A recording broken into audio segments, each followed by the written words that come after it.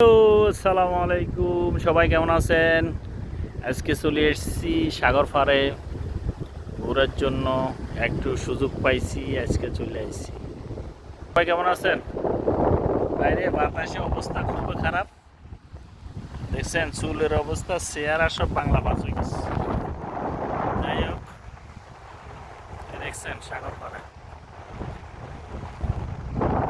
মাই god, সবাই কেমন আছেন জানাইবেন।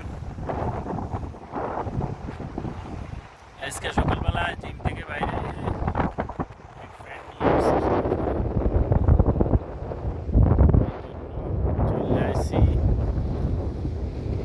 আসলে সবার পরে আসলে অনেক ফ্রেশ লাগে, একদম রিল্যাক্স মাইন্ড, বুঝছেন?